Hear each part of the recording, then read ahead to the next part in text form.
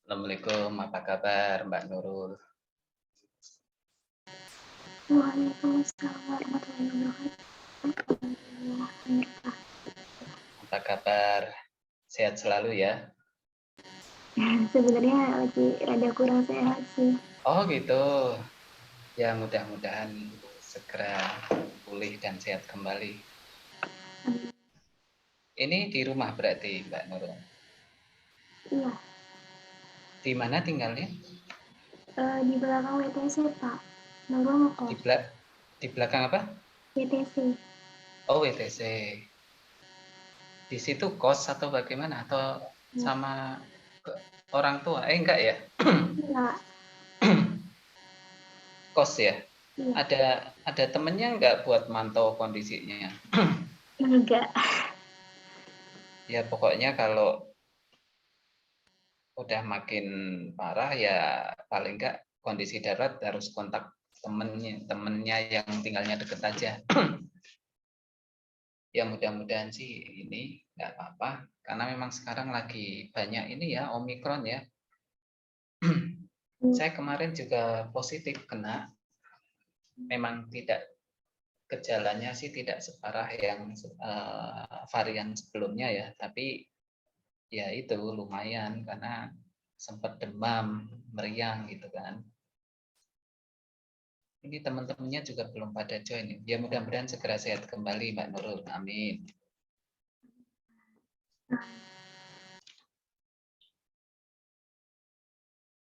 Kita tunggu sebentar ya. Kalau memang belum jam 7 sih.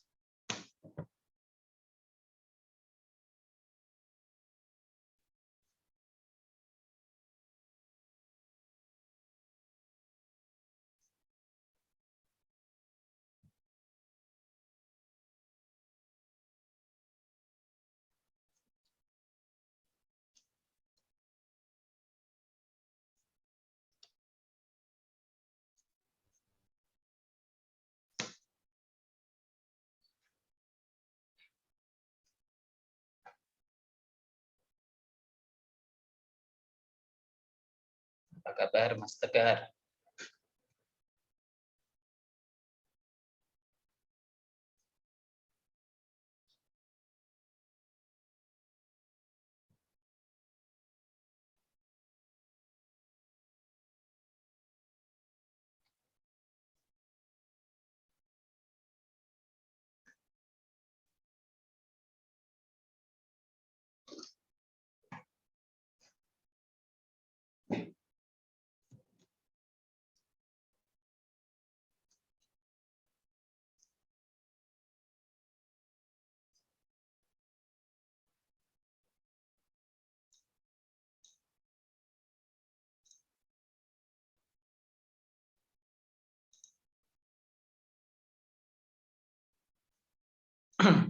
Oh, ya, nggak apa-apa, saya cuma menyapa aja.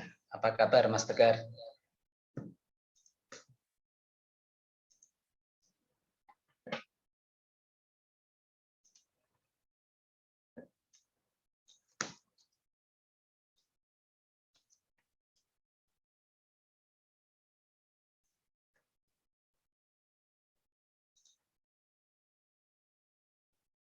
Ini sudah ada Mas Aldi ya. Selamat bergabung. Berarti sudah berapa ini? 3 orang ya.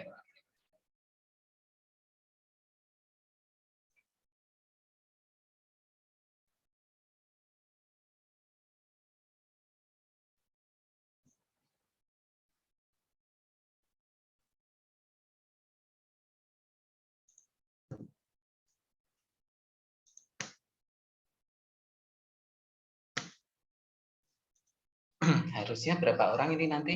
Berlima atau berenam?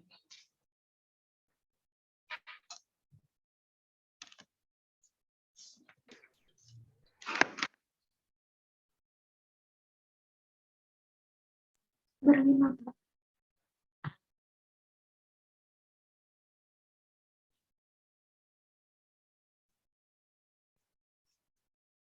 Oke, kita tunggu 5 menit lagi mungkin.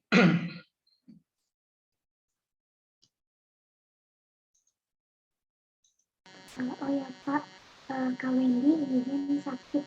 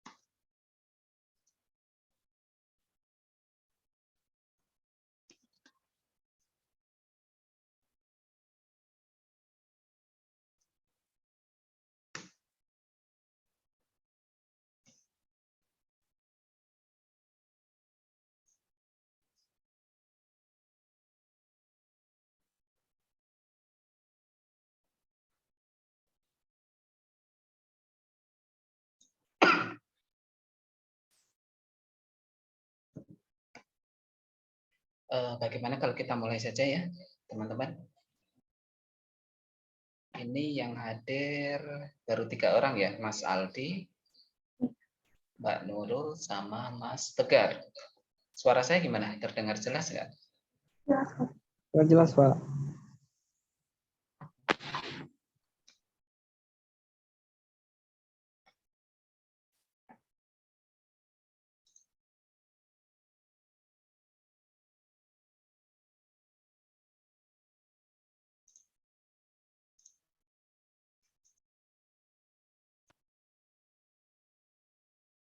Tes, tes.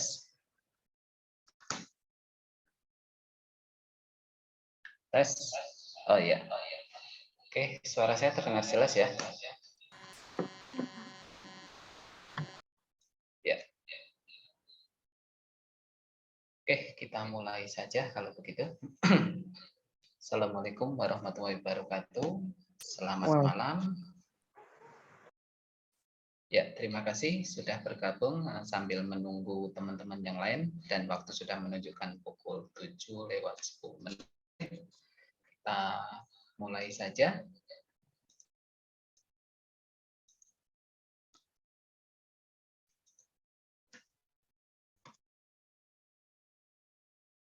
Apakah sudah tampil di layar teman-teman? Jadi pada perkuliahan kita malam hari ini terkait mikroprosesor atau sistem mikroprosesor, kita akan mencoba membahas dengan pokok bahasan utama. Yang pertama ini adalah nanti ada mikroprosesor dan mikrocontroller. Kemudian sejarahnya, sejarah dari mikroprosesor dan mikrocontroller tersebut. Kemudian juga akan membahas terkait dengan sejarahnya. Sejarah. Yang kedua adalah sejarah. Kemudian berikutnya akan dibahas teknologinya, teknologi mikroprosesor seperti apa. Sebelumnya juga sejarahnya, mula-mula awal ditemukannya mikroprosesor, sampai kemudian pertama kali ditemukan sekitar tahun 1971 sampai sekarang. Kemudian juga teknologinya seperti apa, kemudian juga arsitektur dari mikroprosesor, tipenya atau jenis-jenisnya, dan perangkat pengembang. Nah, pada pokok bahasan pertama ini terkait dengan mikroprosesor dan mikrocontroller. Nah, mikroprosesor atau mikroprosesor ini merupakan suatu perangkat keras yang tidak bisa bekerja tanpa software. Jadi, teman-teman perlu ketahui bahwa mikroprosesor ini merupakan perangkat keras yang dia tidak bisa bekerja tanpa adanya software. Nah, kemudian dia juga mempunyai kemampuan untuk diprogram atau bisa diprogram ulang. Jadi teman-teman bisa mengubah program yang ada di dalam mikroprosesor, karena ini merupakan di dalamnya seperti pada pertemuan sebelumnya sudah dijelaskan ada CPU, kemudian CPU, kemudian ada juga control unit, kemudian bus untuk internal bus atau jalur untuk menyambungkan, kemudian juga ada register untuk memori. Selain itu ada control unit. Nah, contohnya pada mikroprosesor itu teman-teman bisa lihat adanya misalnya lampu pengatur lalu lintas yang menggunakan mikroprosesor, sehingga bila diubah atau setting waktunya diubah dengan mengubah programnya, maka mikroprosesor tersebut akan mengatur bagaimana lampu pengatur lalu lintas itu bisa bekerja. Sehingga di mikroprosesor, dengan ada mikroprosesor itu cukup mengubah programnya saja tanpa mengubah rangkaian sirkuitnya. Seperti itu. Nah, kemudian mikroprosesor itu merupakan suatu chip atau bisa disebut sebagai keping yang dapat melaksanakan beberapa operasi-operasi hitungan atau operasi aritmetika, bisa juga operasi penalaran dan operasi kendali atau kontrol secara elektronis dan secara digital. Nah, operasi-operasi aritmetik itu diantara misalnya penjumlahan, kemudian pengurangan, kemudian penjumlahan beberapa kali atau yang bisa saat ini kita sebut sebagai perkalian, atau juga pengurangan berkali-kali, yang biasa kita sebut sebagai pembagian. Nah, kemudian juga mikroprosesor ini dikemas dengan kemasan ada yang dari plastik atau keramik, yang kemudian kemasannya itu dilengkapi dengan pin-pin yang merupakan terminal atau kaki-kakinya, dan merupakan terminal dari input atau output dari chip tersebut. Kemudian suatu sistem mikroprosesor bisa dikatakan sistem mikroprosesor itu minimum terdiri dari yang pertama itu chip mikroprosesornya atau disebut sebagai CPU. CPU adalah unit yang pemproses terpusat atau Central Processing Unit. Nah, kemudian juga di sana ada ROM, singkatan dari Read Only Memory yang berisi firmware. Nah, di sini firmware ini merupakan program kendali sistem dari mikroprosesor tersebut. Nah, ini yang disebut sebagai ROM atau Read Only Memory tadi. Kemudian ada juga RAM atau Random Access Memory. Di sini berisi program atau data untuk sementara. Artinya apa? RAM ini akan dipakai ketika mikroprosesor bekerja menggunakan data yang diambil dari input sebelum ke output akan untuk proses sementara disimpan di RAM. Namun ketika udah powernya mati, RAM ini tidak dapat menyimpan data yang tersimpan sebelumnya. Nah, kemudian terdapat piranti input atau output atau I/O device, input output device. Di sini berguna untuk berkomunikasi antara sistem mikroprosesor dengan piranti yang dikendalikan. Nah, jadi ada piranti I/O atau I/O device ini. Contohnya komunikasi dengan operator atau dengan user. Nah, semua komponen di atas tadi akan tersusun dalam suatu printed circuit board atau PCB.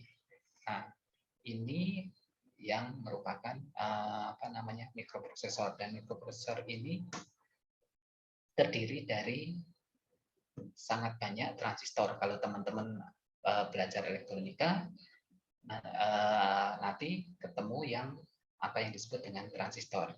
Namun karena kita tidak, itu biasanya teman-teman yang kuliah di teknik elektro biasanya yang belajar. Oke, selanjutnya untuk microcontroller ini, apa itu yang dimaksud dengan microcontroller? Microcontroller adalah mikroprosesor yang khusus untuk implementasi suatu kontrol atau kendali. Nah, sebagai contoh, misalnya untuk kendali suatu motor yang berperan sebagai PLC. Apa itu PLC? PLC adalah Programmable Logic Controller. Jadi, pengontrol logik yang bisa diprogram. Nah, PLC ini banyak digunakan dalam suatu sistem kontrol atau kontrol sistem atau sistem kendali dalam mesin-mesin industri, di mana kita dapat mengubah cara kerja mesin hanya dengan mengubah program yang kita upload ke dalam suatu PLC ini. Nah, kemudian juga pengaturan pengapian pada motor jenis injeksi misalnya. Ini bisa menggunakan microcontroller. Kemudian juga beberapa gerakan-gerakan pada robot, kemudian juga untuk pengaturan besaran suhu, tekanan, kelembapan, seperti yang tadi ada lampu lalu lintas, kemudian juga kamera pengintai, dan sebagainya. Jadi microcontroller ini mikroprosesor yang sudah ada tambahan perangkat lain di dalamnya. Jadi, tapi fungsinya secara khusus, misalnya untuk khusus mikrokontroller untuk pengendali PLC seperti tadi sistem kontrol. Kemudian untuk apalagi dan memang sudah didesain untuk tujuan tertentu. Nah, mikrocontroller chip ini yang di dalamnya terkandung sistem interkoneksi antara mikroprosesor, kemudian untuk mengkoneksikan dengan RAM, ROM, dan I/O interface, dan beberapa peripheral. Sehingga mikrocontroller bisa disebut juga sebagai on-chip peripheral. Karena apa? Di dalamnya udah ada beberapa peripheral lain yang terhubung melalui I/O interface tersebut. Nah, Kelebihan dari microcontroller di sini adalah reprogrammable, artinya apa? Bisa diprogram ulang sesuai kebutuhan. Jadi teman-teman bisa menggunakan microcontroller dengan upload atau memasukkan program sesuai dengan keinginan kita. Kemudian juga ada rangkaian yang lebih terintegrasi, compact atau bentuknya compact, sederhana, dan lebih mudah untuk membuat PCB. Di sini packet circuit block. Kemudian juga untuk pengembangannya lebih fleksibel.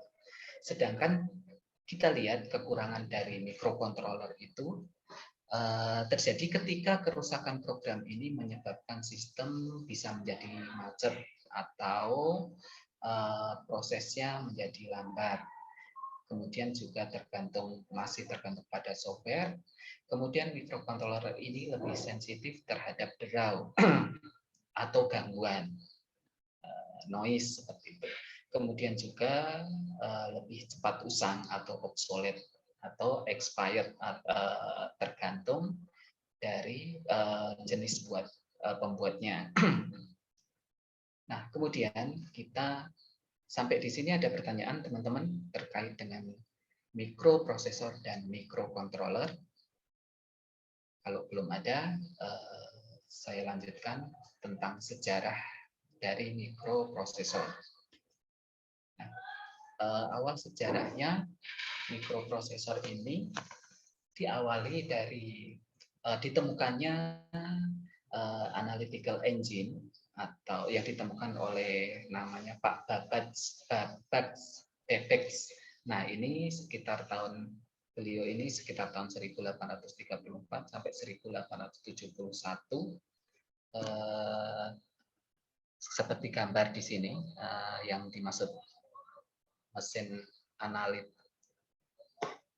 Sebentar.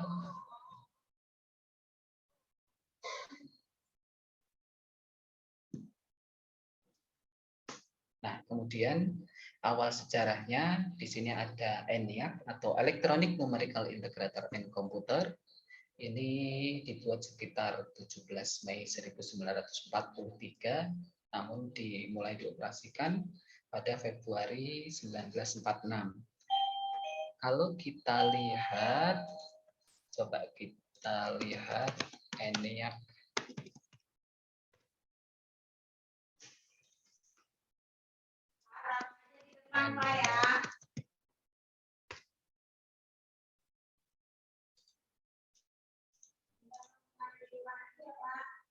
Nah, ini teman-teman dulu awal mulanya seperti ini. Ini foto yang menunjukkan memperlihatkan ENIAC.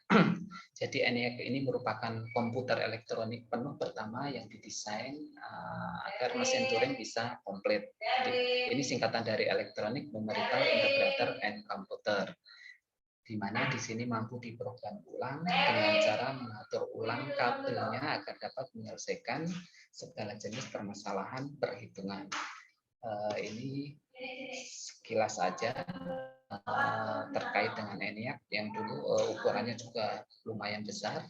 Nah, berikutnya mikroprosesor pertama di sini pada tahun 1971, tepatnya pada 15 November.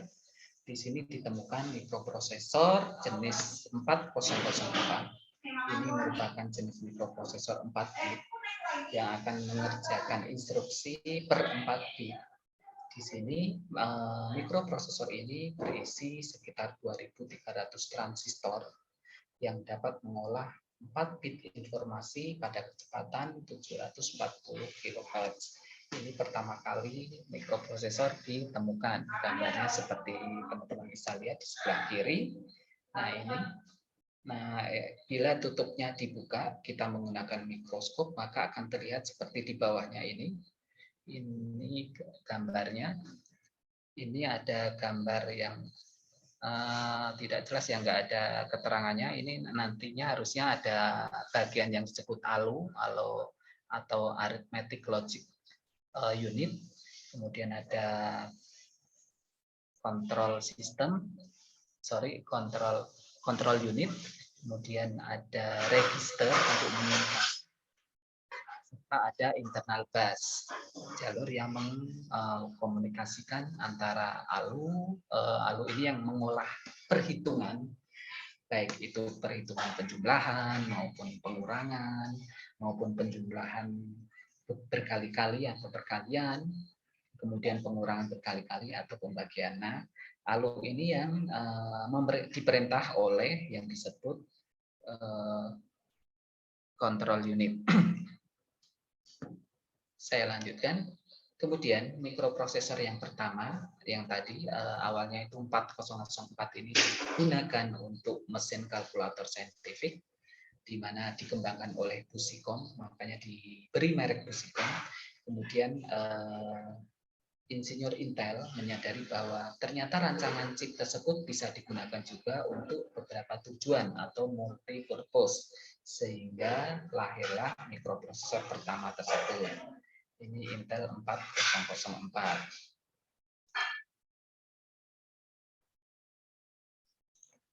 Ini Mbak Gista baru hadir. Oke, silahkan Mbak Gista, Mbak Gista, Mbak Bapak. Nah, berikutnya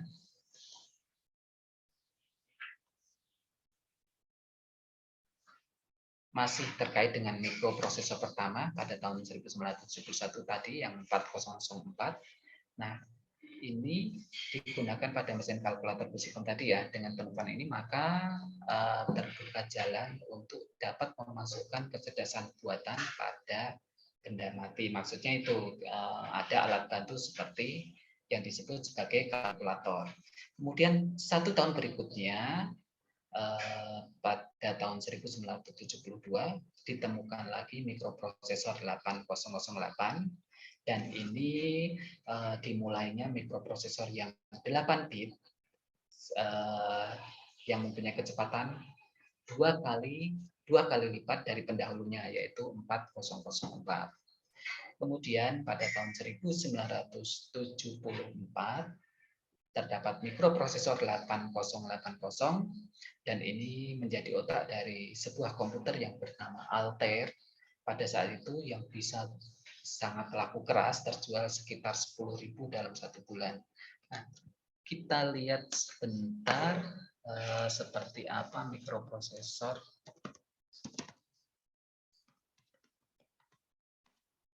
4004 yang pertama tadi.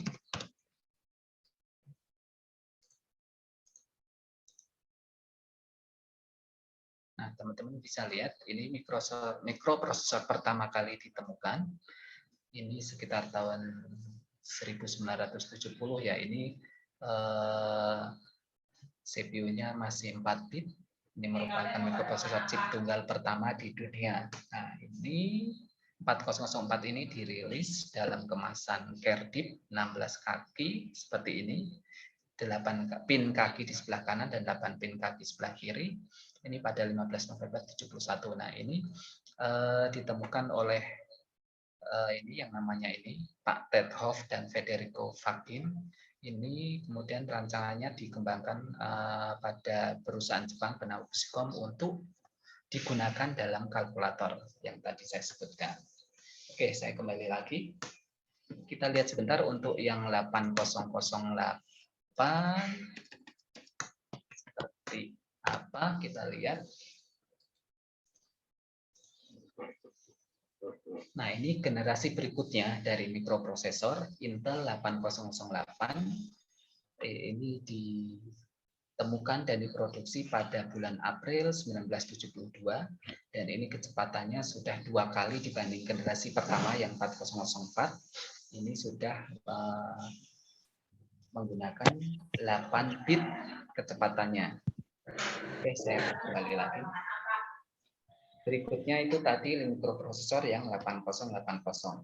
Nah, kemudian di tahun 1978 kemudian ditemukan mikroprosesor jenis 8086 dan 8088, di mana di sini sebuah penjualan penting dalam divisi komputer terjadi pada produk untuk komputer pribadi buatan IBM yang memakai prosesor 8088 yang berhasil mendongkrak nama Intel. Nah, ini prosesor yang berhasil membuat nama Intel menjadi lebih banyak dikenal. Kemudian 4 tahun berikutnya, di tahun 1982, ada mikroprosesor 286. Ini mulai masuk X86. Nah, Intel X86 atau ini Intel berikutnya lebih dikenal dengan 80286. Artinya apa X86? Karena generasi berikutnya selalu menggunakan 86. Nah, adalah sebuah prosesor yang pertama kali dapat mengenali dan menggunakan software yang digunakan untuk prosesor sebelumnya. Ini sudah terjadi peningkatan kecepatan, ini sudah masuk ke 16 bit. Kemudian tahun 85 ada Intel 386 atau 80386. Nah, Intel 386 ini merupakan prosesor yang memiliki jumlah transistornya itu sekitar 275.000 yang tertanam di prosesor tersebut, yang jika dibandingkan dengan yang generasi pertama tadi yaitu 4004 ini mempunyai kecepatan 100 kali lebih banyak dibandingkan dengan yang pertama 4004. Kemudian ada Intel 486, ini mikroprosesor CPU DX. Prosesor ini pertama kali yang memudahkan berbagai aplikasi yang tadinya harus mengetikkan command-command menjadi hanya sebuah klik saja. Nah, ini dulu tahun 89 atau pas saya zaman kuliah dulu, ini sudah sempat merasakan menggunakan 486 ini adanya Windows 93 waktu itu, Windows 9. Udah mulai tampilannya udah Windows, udah bisa diklik, sebelumnya kan hanya MS-DOS saja. Nah, kemudian di sini juga mempunyai fungsi yang kompleks terhadap matematika maupun aritmetik sehingga memperkecil beban kerja pada prosesor. Kemudian secara berikutnya tahun 93 ini sudah menginjak 80586. Namun pihak Intel ini tidak bisa memberikan brand atau merek untuk angka ya 586, akhirnya diambillah nama Pentium. Dari kata penta yang berarti 5, prosesor Pentium, Intel Pentium artinya 586. Nah, prosesor generasi baru yang mampu menangani berbagai jenis baik seperti suara, kemudian audio atau bunyi, tulisan tangan, dan foto ini sudah semakin berkembang. Dan 2 tahun berikutnya, pada tahun 1995, Intel Pentium juga mulai peningkatan adanya prosesor Intel Pentium Pro, di mana prosesor yang dirancang di sini untuk digunakan pada aplikasi server dan workstation yang dibuat untuk memproses data secara cepat. Prosesor ini juga sudah tertanam mempunyai sekitar 5,5 juta transistor. Berikutnya lagi di tahun 1997 Intel Pentium 2 mulai diperkenalkan prosesor Intel Pentium 2, di mana prosesor Pentium 2 ini merupakan prosesor yang menggabungkan Intel MMX yang dirancang secara khusus untuk mengolah data, baik itu data video atau data audio dan grafik secara efisien. Di dalam Intel Pentium ini tertanam sekitar 7,5 juta transistor. Jumlah transistor sudah semakin berkembang dan semakin banyak yang terintegrasi di dalamnya. Sehingga prosesor ini dapat mengolah berbagai data menggunakan internet dengan lebih baik. Ini masih di tahun 97. Kemudian di tahun 98 itu ada Intel Pentium 2 Xeon, di mana prosesor yang dibuat untuk kebutuhan pada aplikasi server. Kemudian saat itu Intel ini ingin memenuhi strateginya yang ingin memberikan sebuah prosesor unik untuk sebuah market tertentu. Berikutnya di tahun berikutnya mengembangkan prosesor Intel Celeron. Nah, prosesor Intel Celeron ini merupakan prosesor yang dikeluarkan sebagai prosesor yang ditujukan untuk pengguna yang terlalu membutuhkan kinerja prosesor yang lebih cepat bagi pengguna yang ingin membangun suatu sistem komputer, namun dengan harga atau budget yang lebih ekonomis. Di sini disebutkan tidak terlalu besar. Nah, ini Intel Celeron ini merupakan paket hematnya dari Intel Pentium. Seperti itu. Nah, namun apa namanya? Di sini instruksi-instruksi yang dikembangkan tentunya lebih sedikit karena targetnya untuk memangkas harganya, sehingga L2 kits-nya juga lebih kecil, bahkan kecepatannya juga lebih rendah atau clock speed-nya. Tentunya dengan harga yang lebih murah daripada prosesor Intel jenis Pentium, maka dengan keluarnya prosesor Celeron ini, Intel kembali memberikan sebuah prosesor untuk market tertentu yang membutuhkan prosesor yang tidak terlalu mahal tentunya.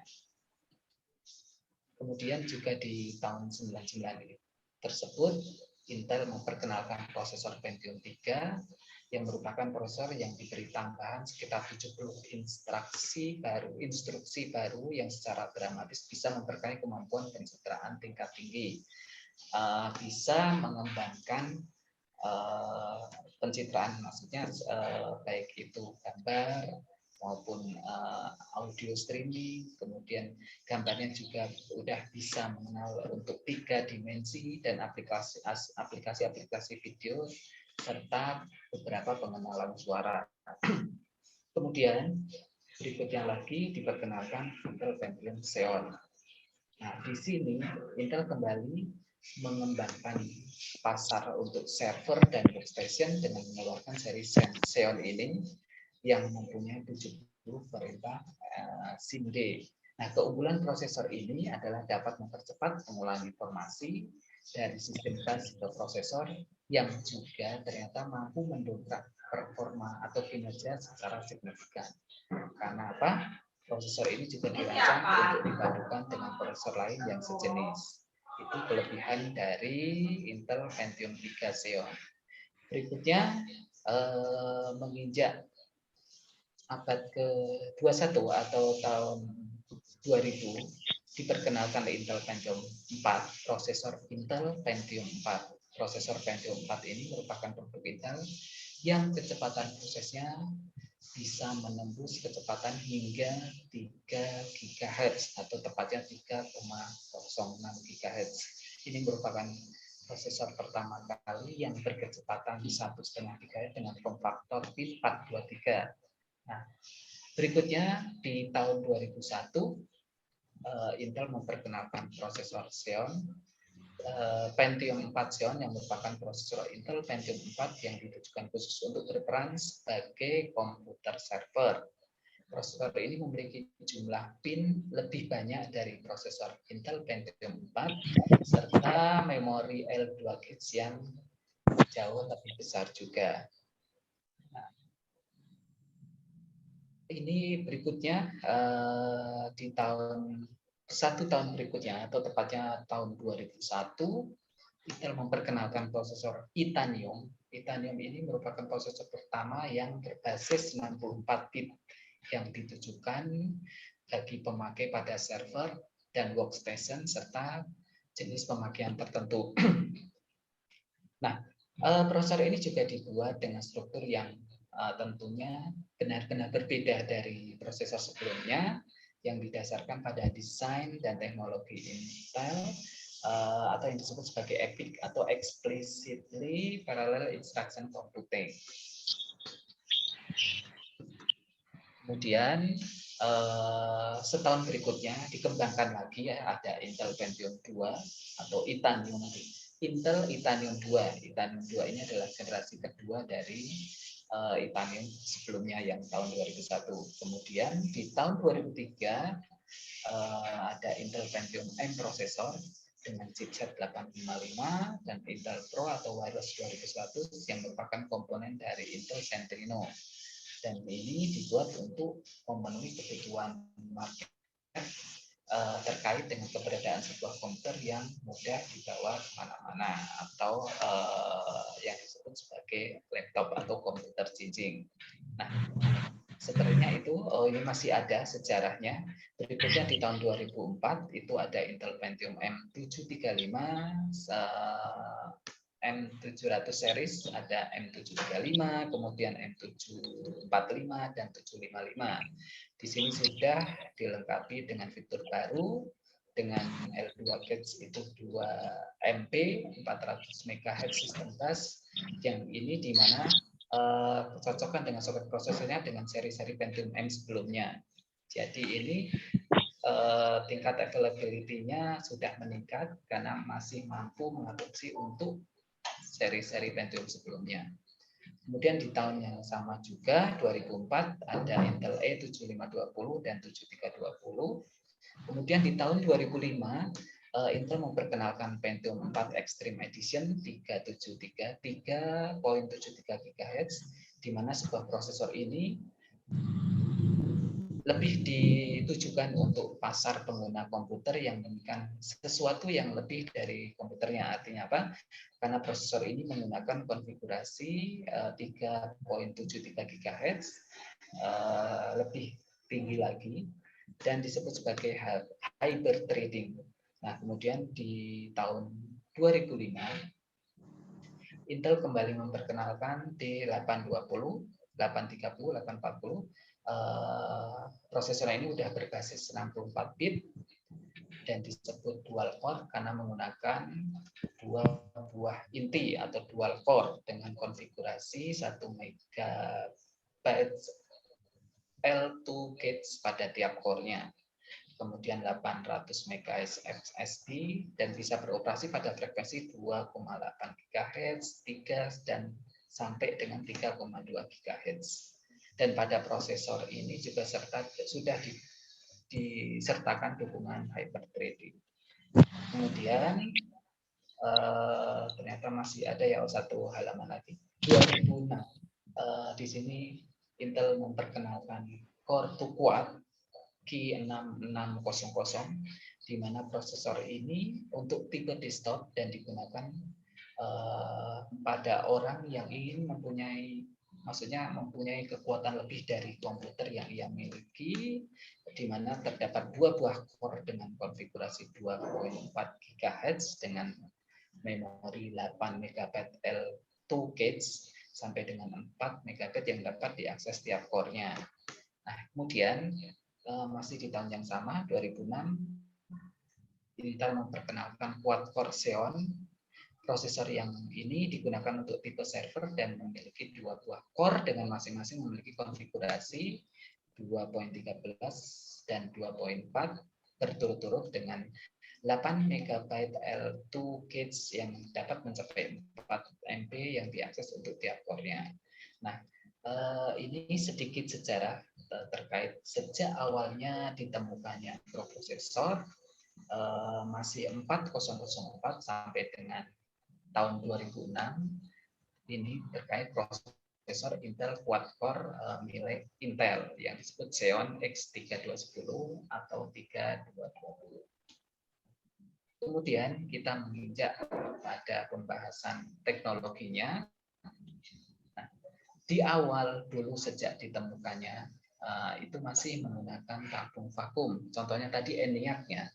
ENIAC ini memiliki sekitar 17.468 tabung vakum, kemudian juga 7.200 dioda kristal, kemudian terdapat 1.500 pemancar, jumlah resistornya ada 70.000, kapasitornya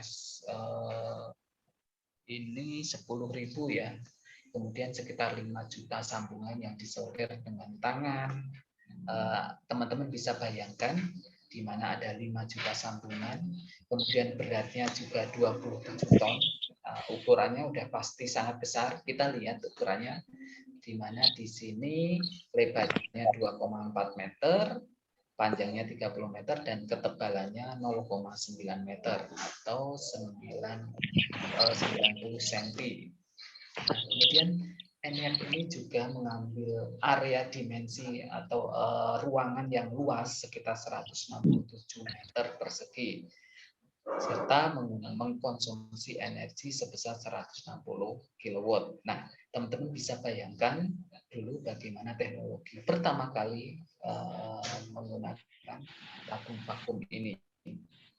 Kemudian generasi berikutnya ditemukannya komponen yang disebut sebagai transistor, di mana transistor pertama ini diciptakan pada 23 Desember tahun 1947 oleh seorang yang bernama Pak John Bardeen, kemudian Walter Brattain dan William Shockley di laboratorium Beers. Itu contoh gambarnya transistor. Kemudian berikutnya ditemukannya IC atau chip pada 12 September 1958, di mana seorang yang bernama Jack Kilby ini membuat IC atau Integrated Circuit osilator sederhana 5 komponen yang diintegrasikan. Nah, ini ada beberapa transistor disebut 5 yang diintegrasikan menjadi membentuk suatu IC atau chip. Berikutnya ini pada tahun 71 ini yang tadi Intel 4004 ini udah mikroprosesor.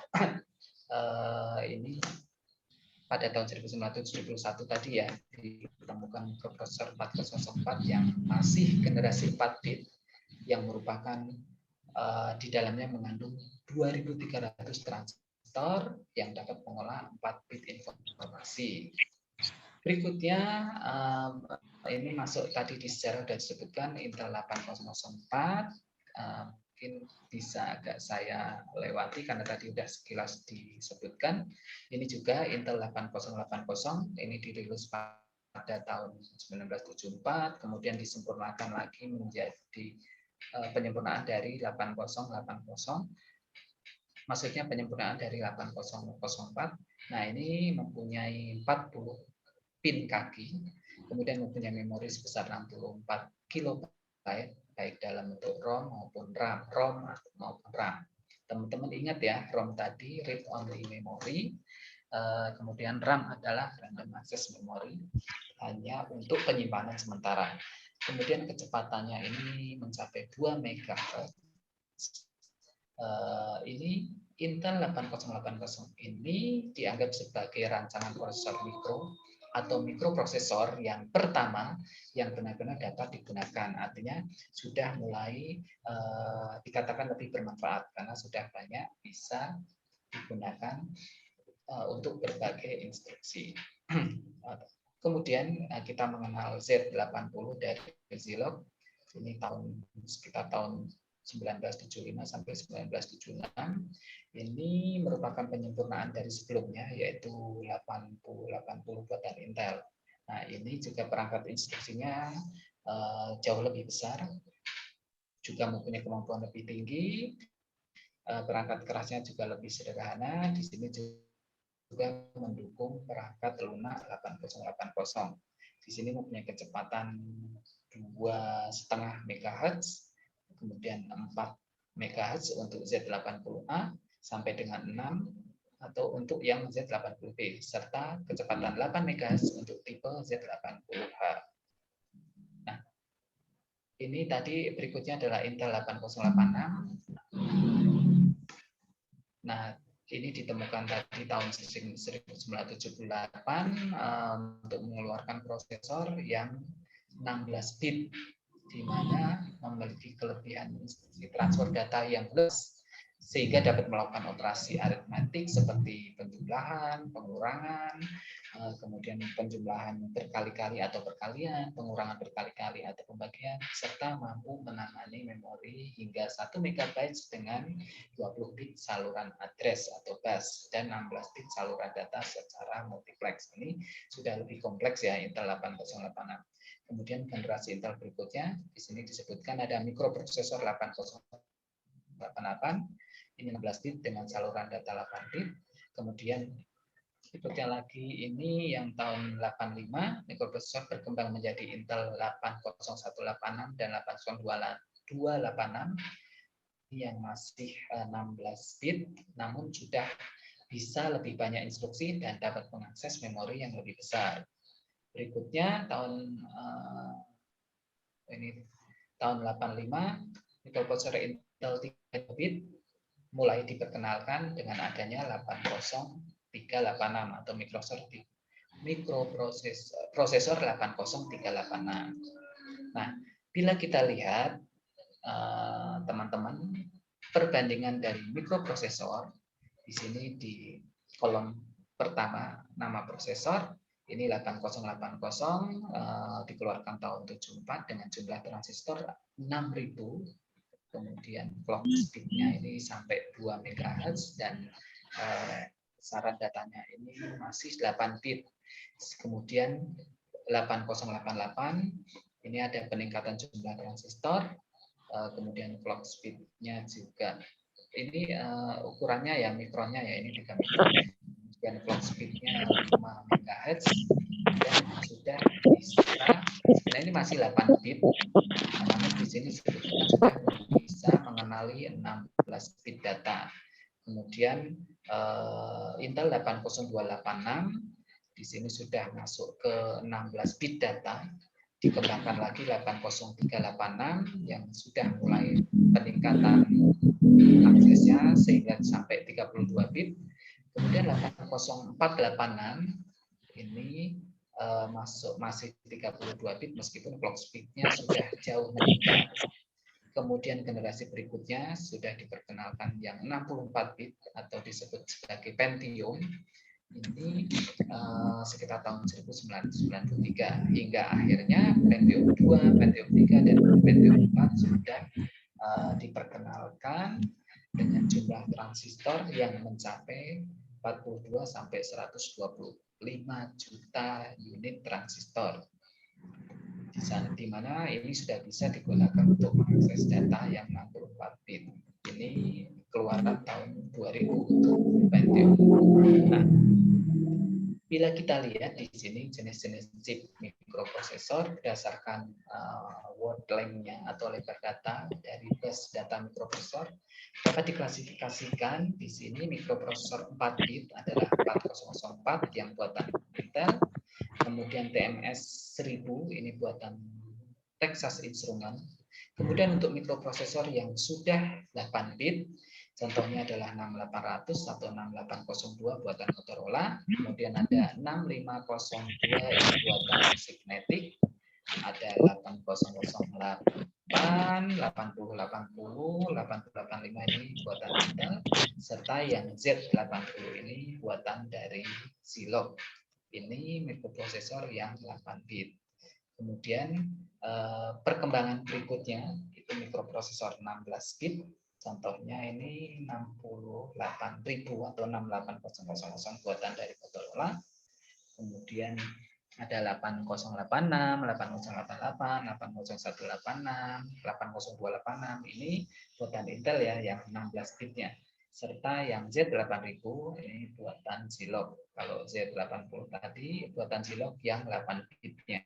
Kemudian untuk mikroprosesor 32 bit diperkenalkan Motorola dengan produknya yang seri 68020 dan 68030. Kemudian untuk buatan Intelnya kita mengenal 80386 dan 80486. Berikutnya lagi ada 80586 namun diberi nama oleh Intel dengan Pentium, baik itu Pentium 1, 2, 3, dan 4, seterusnya. Itu merupakan mikroprosesor 32 bit.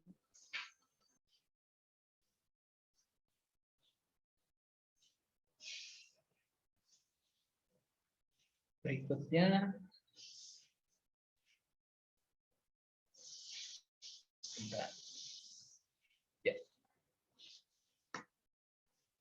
masih terkait dengan mikroprosesor 64 bit. Di sini ada Intel Pentium 4D, Intel Pentium Core Duo, dan Core 2 Duo. Nah,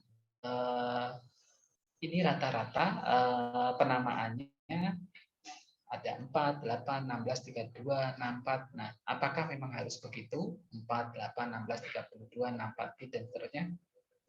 Ternyata tidak juga ya, ada beberapa prosesor yang dengan word length-nya 10, ada juga yang 14 bit, jadi tergantung dari pabrikan pembuatnya.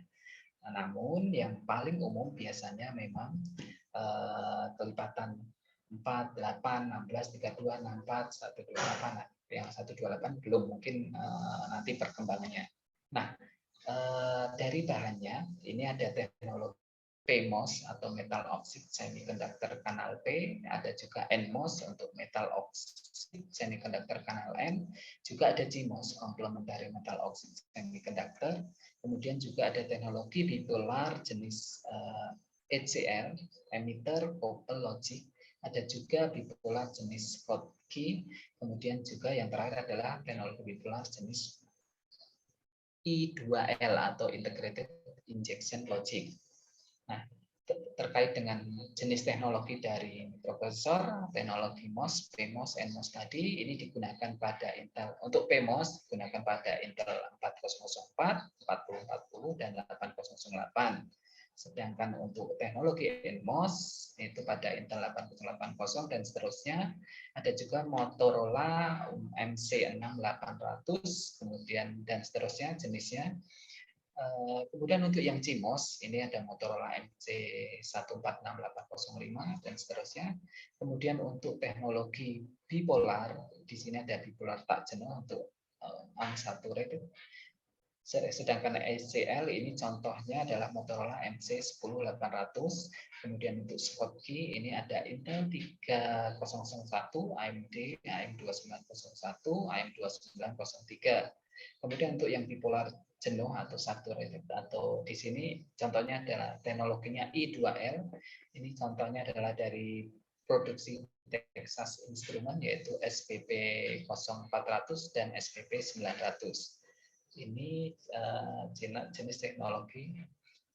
Berikutnya masih teknologinya bahwa sistem-sistem yang berdasar dari mikroprosesor ternyata ini dapat memberikan keuntungan dan kerugian. Nah, kita lihat bahwa keuntungan dari mikroprosesor tersebut bahwa sifatnya adalah programmable, artinya apa? Dapat diprogram, dapat dikendalikan oleh software, kemudian juga mudah dikembangkan.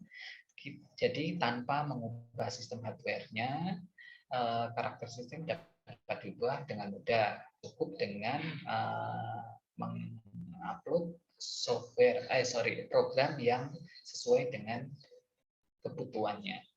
Namun konsekuensinya di sini disebutkan bahwa dalam praktek banyak dijumpai jenis-jenis mikroprosesor yang digunakan, sehingga kita harus mempelajari masing-masing mikroprosesor tersebut, baik secara hardware-nya maupun secara software-nya. Seperti itu. Kemudian teknologinya juga di sini terkait bidang komputer, ada mikrokomputer, terus kemudian juga terminal, serta digunakan untuk peripheral controller, contohnya adalah printer, kemudian disk untuk media penyimpanan, dan keyboard. Kemudian teknologi di bidang komunikasi dan jaringan komputer, adanya switch, router, dan lain sebagainya. Kemudian untuk bidang kedokteran ada instrumentasi kedokteran. Kemudian di bidang industri ini ada PLC yang tadi sempat saya jelaskan, yaitu Programmable Logic Controller.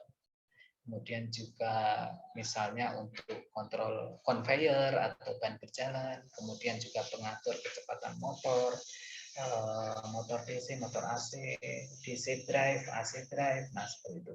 Kemudian ada motor servo.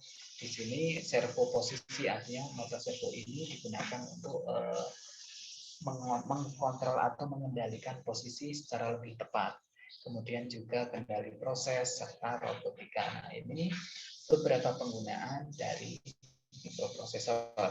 Berikutnya di bidang militer, di sini ada untuk penggunaan peluru kendali atau rudal, kemudian di bidang kedirgantaraan itu ada sistem avionik, kemudian bidang peralatan rumah tangga, teman-teman tentu tahu di rumahnya mungkin ada mesin cuci, kemudian microwave oven, kemudian pemrograman acara pada kanal TV, kemudian ada remote control, sound system, kemudian ada synthesizer. Kemudian di bidang hiburan dan mainan anak-anak ada game dan PlayStation, contohnya seperti itu. Nah, berikutnya pokok bahasan berikutnya kita menginjak kepada arsitektur dari mikroprosesor. Secara umum, prosesor itu teman-teman masih ingat ya, berisi yang pertama adalah ALU atau Arithmetic Logic Unit. atau dalam bahasa kita, bahasa Indonesianya adalah unit aritmetik dan logik. Unit aritmetik, logika. Kemudian ada register. Register ini untuk penyimpanan, media penyimpanan. Kemudian ada bus internal. Bus internal ini yang mengkomunikasikan. Kemudian unit kendali atau kontrol unit. Nah, kontrol unit ini teman-teman perlu diketahui, kontrol unit ini yang memberikan perintah kepada ALU untuk melakukan perhitungan. Misalnya tadi ada penjumlahan, pengurangan, perkalian, pembagian. Data-data yang digunakan untuk menghitung nantinya akan disimpan ke dalam yang namanya register sebagai memori. Nah, bila teman-teman lihat di sebelah kanan ini, di sini ini contoh untuk diagramnya. Di sini adalah ALU, kemudian di sini kontrol unit atau unit kendali. Unit kendali ini akan menyuruh ALU. Nah, di sini ada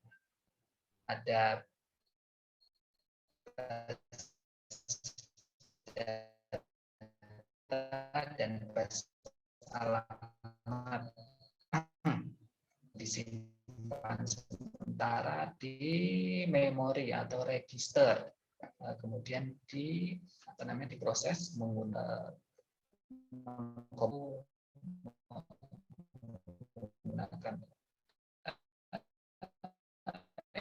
informasi dari yang dinamakan bus internal tersebut. Kemudian 086 sebenarnya masih sama, bahwa di sini terdiri dari ALU, kemudian kontrol unit, kemudian ada internal bus dan register atau memori. Berikutnya kita menginjak ke tipe atau jenis-jenis dari prosesor. Nah, kita lihat di sini atas dasar teknologi bahannya, di sini ada TTL, ini adalah transistor logik. Jadi kalau kebetulan saya dulu pernah belajar, karena saya dulu dari teknik elektro, jadi sempat mempelajari TTL, teknik logik, di mana proses mikroprosesor itu dikembangkan yang di dalamnya terdapat ratusan dari transistor tersebut. Nah, kemudian ini ada STTL atau Schottky Clamp TTL, kemudian ada low power STTL, ada emitter couple logic, ada integrated injection logic, kemudian ada PMOS, NMOS, CMOS, dan terakhir ini high speed CMOS. Nah, ini contohnya prosesor yang menggunakan teknologi mulai dari PMOS, NMOS, kemudian sampai HCMOS dan HSCMOS, high speed CMOS. Nah, ini tadi sudah disinggung di sebelumnya ya, saya lanjutkan saja. Nah, kemudian atas dasar lebar bus data dan pabrik pembuatnya, di sini pabrikannya ada Intel, Rockwell, ada Fairchild, Motorola, Zilog, kemudian Texas Instruments, dan terakhir ini Zilog. Ini tipenya, tipe prosesornya ada 4004, kemudian 4040. Ini PPS 4 ini buatan Rockwell. Ini merupakan mikroprosesor dengan lebar data sekitar 4 bit dengan teknologi PMOS. Kemudian untuk 8008, 8080 ini buatan Intel, sudah menggunakan lebar data 8 bit. Kemudian F8 ini dari Fairchild, kemudian 6800 ini Motorola, Z80 ini buatan Zilog, 6801 dan 6809 ini buatan Motorola. Semua yang saya sebutkan terakhir ini adalah lebar datanya 8 bit dan teknologinya NMOS, sudah mulai NMOS, kecuali 8008 masih menggunakan PMOS. Kemudian yang 9900 ini Texas Instruments, ini sudah lebar datanya 16 bit menggunakan teknologi NMOS. Berikutnya ada 68000 ini Motorola 16 bit. Dan terakhir di tabel ini adalah Z8000 buatan Zilog yang merupakan lebar datanya 16 bit dan teknologi NMOS. Berikutnya kita menginjak perangkat pengembang. Nah, apa itu yang dimaksud perangkat pengembang? Di sini adalah suatu kolaborasi, perpaduan fungsi yang bersinergi dan kerja antara hardware yang merupakan mikroprosesor dan software di sini sebagai program agar mikroprosesor ini dapat diberdayakan dan untuk tujuan tertentu. Nah, artinya apa? Dalam suatu hardware, di sini adalah mikroprosesornya, tentunya tidak akan bisa digunakan tanpa adanya software atau program. Sehingga di sini dibutuhkan suatu perangkat pengembang. Jadi antara hardware dan software, hardware-nya ini adalah mikroprosesor dan software-nya adalah program, dikolaborasi, artinya fungsi-fungsinya dipadukan, disinergikan sehingga apa yang disebut dengan mikroprosesor ini dapat diberdayakan atau dapat digunakan untuk tujuan tertentu, seperti itu. Nah, untuk dapat melakukan fungsinya, prosesor ini dapat dihubungkan dengan hardware lainnya melalui bagian yang disebut I/O atau input output device. Nah, dan untuk menjamin agar apa yang dilakukan sesuai dengan prosedur yang diinginkan, maka diperlukan sebuah urutan program yang harus dituliskan ke dalam mikroprosesor. Artinya bahwa urutan program itu secara urut dituliskan dalam suatu bahasa pemrograman. Nah, program secara garis besar ini dibagi menjadi dua, baik itu low level language dan high level language. Bahasa pemrograman asli yang dimengerti oleh komputer pada dasarnya adalah bahasa assembly atau bahasa rakitan yang juga disebut sebagai bahasa mesin. Berikutnya bahasa rakitan atau assembly. Assembly ini assembly language ya, termasuk dalam kategori low level language. Di sini beberapa aplikasi bahasa rakitan umumnya untuk misalnya untuk sistem operasi atau di sini disebut operating system, kemudian untuk device driver, kemudian ada juga virus dan serumnya SATA dan lain-lainnya yang terkait dengan aplikasi bahasa rakitan. Nah, mengapa belajar bahasa rakitan? Karena bahasa rakitan ini merupakan interface antar hardware dengan bahasa tingkat tinggi. Nah, ini juga tentunya mempelajari cara kerja dari hardware atau mikroprosesor tersebut. Kita lihat kelebihan dari bahasa mesin di sini memungkinkan untuk dapat mengakses secara langsung seluruh sumber daya yang ada pada sistem perangkat keras atau hardware. Kemudian juga eksekusi programnya bisa lebih cepat. Kemudian ukuran program lebih kecil dibandingkan dengan high level language. Sedangkan kekurangan dari bahasa mesin tergantung pada hardware-nya dan tentunya lebih sulit dari high level language. Kemudian juga code dan programnya lebih banyak. Jadi teman-teman membutuhkan effort yang lebih untuk bisa memahami bahasa mesin ini. Nah, kita lihat perbandingan program assembly dengan bahasa tingkat tinggi. Contohnya program berikut adalah untuk menampilkan Hello World pada layar monitor, di mana di sini adalah program ditulis dalam bahasa high level language atau bahasa Pascal. Teman-teman bisa cukup tulis dengan begin, kemudian go to xy maksudnya 1.1, kemudian write ln hello world. Nah, ini dengan mengetikkan cukup dengan ini teman-teman sudah bisa menampilkan kata hello world. Kemudian bila kita tulis dalam bahasa C, di sini ini include stdio ini merupakan standar I/O, include conio ini untuk sistem compilernya ya. Nah, ini cukup ini tulis main kurung buka kurung tutup, kemudian ini istilahnya apa ya, kurung kurawal ya. Kemudian go to xy sama dengan yang tadi. Untuk di bahasa C ini untuk mencetak adalah printf, hello world, \n. Nah, ini dengan perintah seperti ini di bahasa C, teman-teman sudah bisa menampilkan hello world. Nah, kemudian kita lihat bila kita tulis dalam bahasa mesin. Nah, ini contohnya, ini akan ditulis lebih banyak perintahnya. Ini karena ini masih low level language. Jadi teman-teman bisa bandingkan bagaimana menggunakan bahasa Pascal dan bahasa C di slide sebelumnya untuk hanya menampilkan kata hello world ini dibandingkan dengan menggunakan bahasa mesin atau assembly language yang masih low level language. Nah, mungkin itu saja yang bisa saya sampaikan. Sampai di sini ada pertanyaan teman-teman?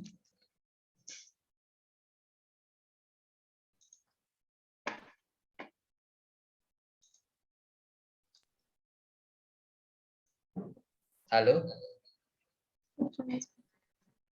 Oh ya, terima kasih Mbak Gista. Mungkin sebentar. Ini masih bertiga aja ya, belum ada penambahan ya. Bentar, udah berempat ya, satu lagi. Oh ya, berempat. Siapa? Siapa yang sakit? Kak Wendy. Kak Wendy. Oh, ya sebentar. Saya absen dulu. Mbak Gista sudah hadir. Kalau Mas Wendy, apa sakit ya? Izin. Iya Pak, sakit. Kita doakan semoga Mas Wendy bisa segera sehat kembali. Kalau Mas Rizky ini yang cuti ya? Iya Pak. Saya tulis informasinya. Ya, jadi yang hadir pada malam hari ini adalah Aldi Setiawan, Nurul Fauzia, Tegar Muhammad Rifki, dan Gista Rahguna Putri. Oke, bisa dilihat ya. Barangkali saya salah menginput absensinya. Saya sebentar, udah stop share. Ya. Oke teman-teman, sampai di sini ada pertanyaan? Mungkin dari yang semua yang saya sampaikan, nanti untuk materi saya kirim di grup ya. Ya, baik Pak. Ya. Mas Aldi pas pertemuan pertama nggak hadir ya? Nggak bisa hadir ya? Nggak ada. Ya. Saya kemarin. kerja Ya. masuk malam waktu itu. Kenapa? Karena waktu itu saya kerja masuk malam, Mbak. Oh, ya. Ya nggak apa. Intinya sampaikan aja. Tapi jangan tidak ada kabar, bisa nitip ke teman atau japri ke saya atau bilang di grup aja. Jadi nanti ketika saya mengabsen, teman-teman temannya masih bisa menyampaikan informasinya. Kira-kira seperti itu. Ini masih maaf ya, materinya masih ya nggak apa-apa. Oke, sampai di sini ada pertanyaan nggak terkait materi yang saya sampaikan? Kalau masih mudah dipahami, nggak apa-apa. Artinya nanti materinya saya kirimkan saja di grup atau bisa saya upload di e-learning. Kalau misalkan tidak ada pertanyaan, mungkin kita sudahi untuk perkuliahan kita pada malam hari ini. Ayo silakan kalau misalnya ada pertanyaan.